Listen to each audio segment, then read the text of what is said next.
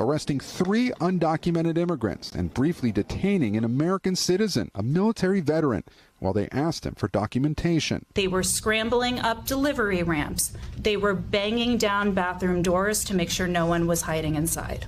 ICE doesn't call them raids, but targeted enforcement operations, adding agents sometimes encounter U.S. citizens while conducting field work and may request identification. Do you plan to use city resources to impede ICE? We're not going to participate in what we think is unlawful. Newark's Democratic Mayor Ras Baraka telling us late today there were 2 more operations in his city where more than a third of the population was born outside the U.S. Donald Trump won this election. What would you say to Trump supporters who are watching this and saying, that's what we voted for? They're wrong. I would say you're wrong. You were wrong then, and you're wrong now. Meanwhile, according to this internal memo obtained by NBC News, the Trump administration is reversing another Biden border policy, allowing ICE officials to quickly deport migrants who were legally allowed into the country temporarily under the Biden administration. Boston, New York, and Newark, New Jersey. Newark's mayor saying agents raided a small business without a warrant, detaining American citizens in the process. People were fingerprinted. Pictures of their IDs and face were taken there. When I got this information, I was appalled.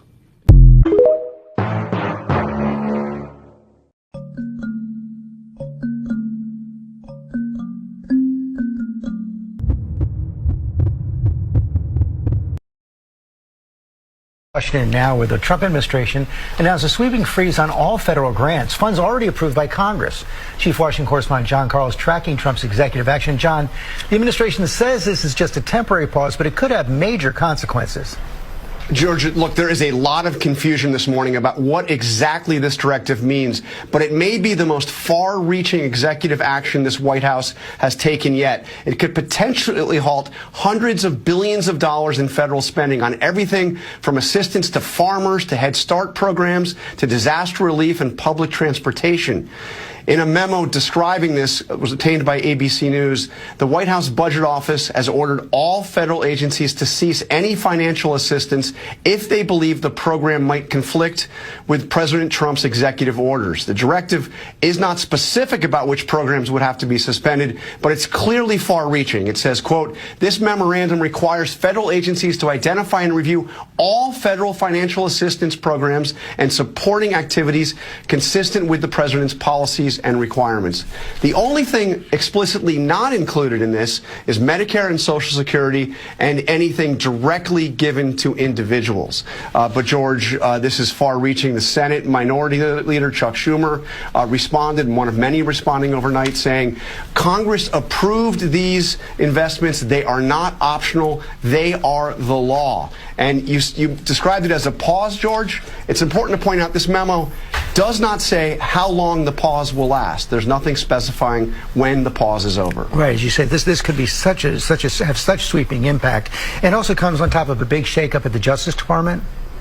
Yeah, that's right. The Trump administration has fired over a dozen career prosecutors in the Justice Department's national security and criminal divisions. These are people who were involved in any way in the cases against Donald Trump.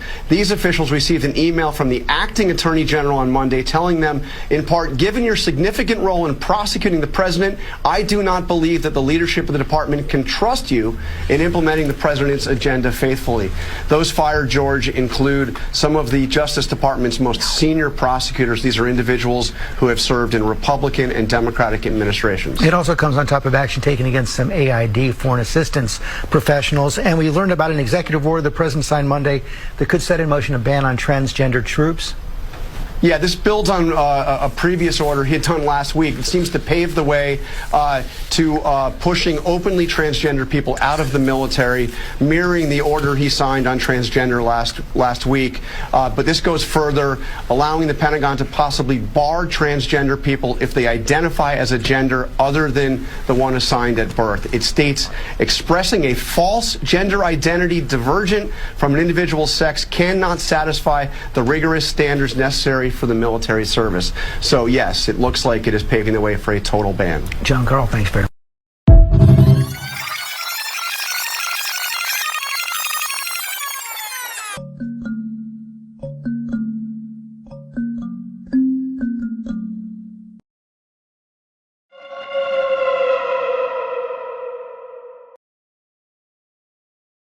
Donald Trump has already wrecked the U.S. economy.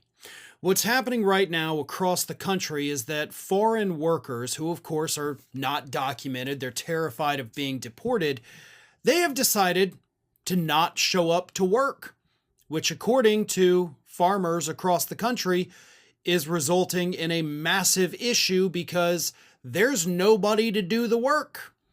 In California specifically, it is the peak of citrus harvesting season, and unfortunately, a lot of the workers that they hire, again, undocumented workers, are simply not showing up.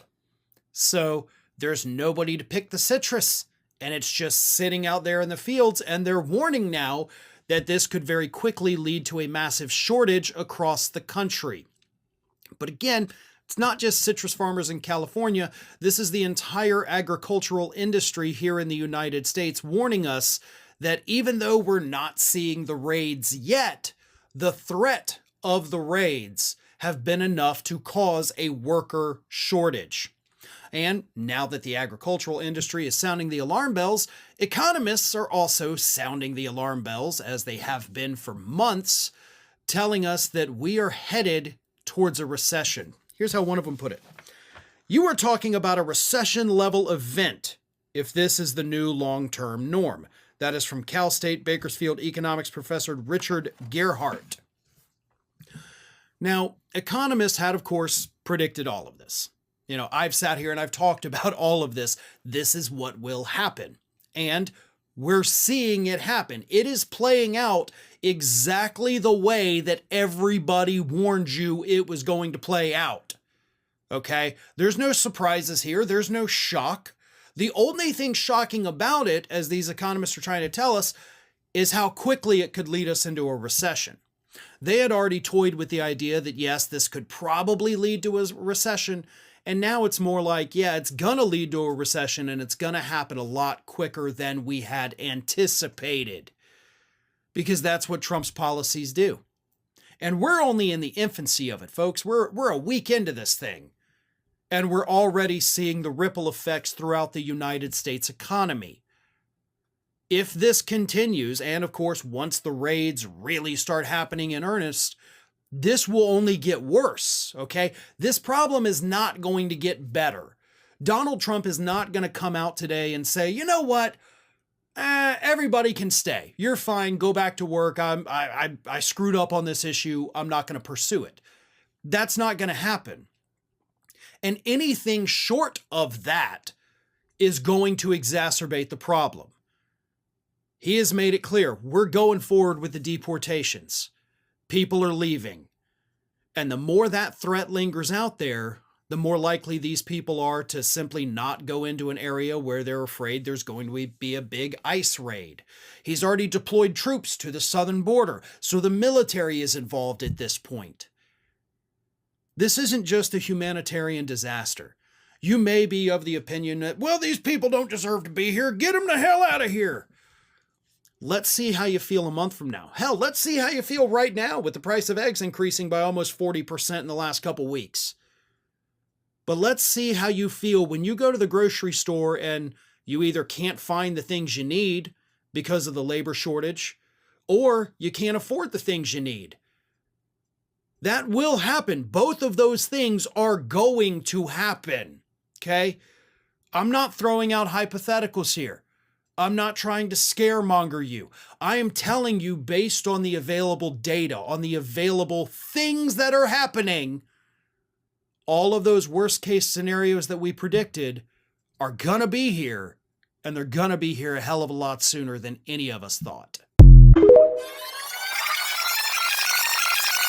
Hired many Mexicans to help us here at the ranch. But what people don't know is that when we are bringing Mexican foreigners with an H-2 visa there is a fine that we have to pay. Increase it by 20% to 25%, and that is what we have to pay with those we bring from Mexico. And we also have to put it on the newspapers, etc. That position and what we are willing to pay for, it turns out that almost no one, this is where it comes from to be applied. have no interest in doing the work for the positions we have. We have to offer it to those here first. But they don't come. Domestic workers never come. They almost never come, and if they do come, they will hold out 1 day, 2 days, and they leave. Those who do come are the Mexicans, who are willing to do the job. And if it weren't for them, we would be in trouble. So, who are doing the work? Mexicans, foreigners who are willing to and who have the desire to improve their lives, to come here and get a job that works for them. Come to stay here for 9 months in a row. And during that time, they will stay in houses that we provide. They are going to win between $18 and $22 an hour with the house and everything else paid for. That is why we are very grateful. It would not be possible for us to have the food on their plate of those here if it weren't for the Mexicans, foreign workers who are willing to come here to do this work.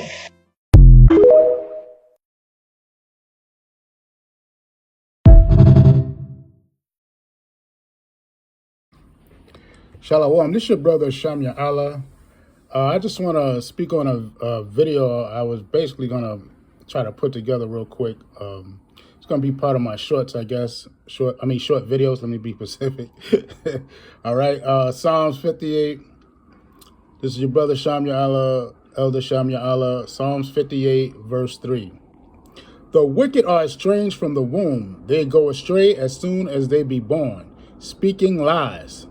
Yeah, because that's what Esau is showing in the video that you're going to see with the farming and dealing with the Mexicans. One video saying, oh, it's cousin of catastrophe. The Edomite saying it's cousin catastrophe, you know, to the economy and all that. And then another video saying he's paying them. And he takes a fine. He takes a hit by accepting them. He gets a fine. I think it's 25%. But they let him over. So somebody's lying. And oh yeah, the European Edomite. You know, and that's his brother, the Spanish Edomite, the conquistadors, aka the Spaniards. It is what it is. From there, let's go to John 8 and 44 real quick. It's going to be short. He said, John 8 and 44, he says, you are of your father, the devil. Devil means deceiver. Okay, I'm going to read that again. He said, ye are of your father, the devil, and the lust of your father ye will do. He was a murderer from the beginning and abode not in the truth. Right? He was a murderer from the beginning and abode not in the truth, because there is no truth in him. When he speaketh a lie, he speaketh of his own, for he is a liar and the father of it. Okay?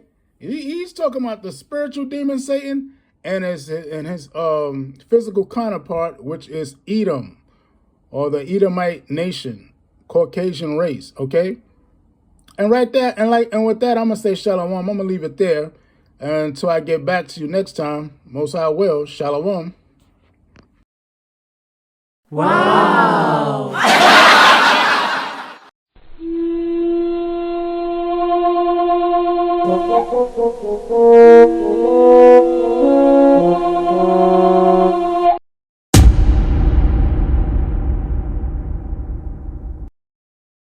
Ain't nobody here, bro. Ain't nobody here, bro.